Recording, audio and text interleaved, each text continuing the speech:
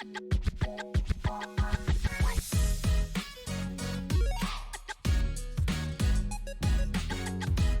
everybody, for those of you looking to get the Xbox Core Wireless 2 controller or the Elite Series version, stay tuned. I'm going to cover a couple of reasons why this is a potential buy and a really good idea for those of you that are heavy gamers. So before we get started, don't forget to like and subscribe and check out the channel for new content.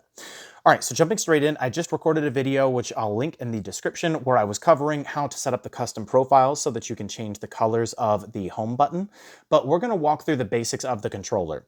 Now, I have another video where I walk through the hardware, such as the removable thumbsticks and things of that nature. You also have the removable magnetized D-pad.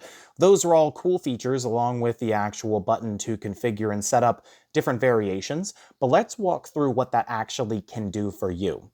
So you'll see when you go to your Xbox menu, and to get here, you hit the Xbox button, go all the way over to the right and find your settings.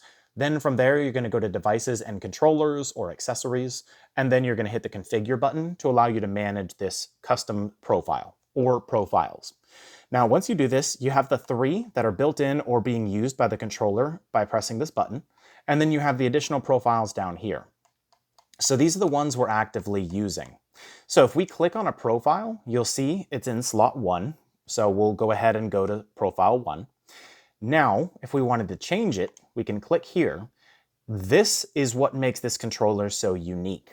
So not only is it wireless, and in the past, some of the controllers similar to this would either be wired or they wouldn't be for Xbox.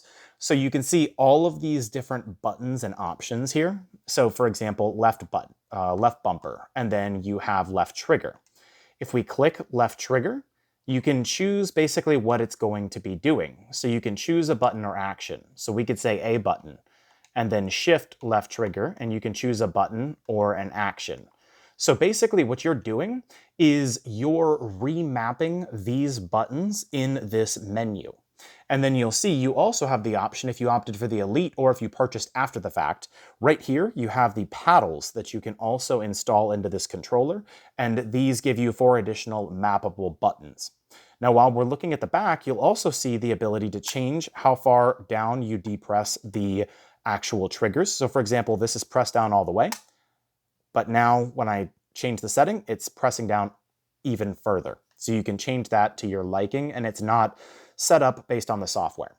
So first things first, you can map all of your buttons to set it up however you want. The next thing is you'll see that you can adjust the stick. So you'll see if you move the D-pad around, or if you move the actual sticks, you can see the sensitivity and what it's doing. So if we barely push up, you can see the actions. This will help you to basically understand, okay, is there stick drift? Do we have any issues? Same thing with the right stick. You can see very quickly if you have any issues. For example, if you had stick drift, it would likely look something like this, but mine is relatively new. Same thing with the triggers. You can see that you can adjust the dead zone and then pull the trigger to test. So for example, if we are pulling the trigger, you can see we can basically calibrate and see exactly how far the trigger is being pulled. And you can go down to change that if you want. So if you wanted to change this dead zone, for example, you'll see that now basically what those changes look like. So we can continue to adjust this as much as we want. So this is the left trigger. So you'll see the beginning isn't doing anything anymore, but now as we continue to depress, it's changing. Then you have the ability to adjust the feel and vibration intensity. And then the last thing, which I covered in the previous video, so just a very quick overview here, is the ability to change the colors. So we'll click this one, change this color, and then we can back out. And now we're back to the home screen, and we can see all of the presets and everything that's been changed here. And then you'll see that the other profiles don't have any changes to the buttons. And then you can simply press this button here to select the profile, and that's all there is to it.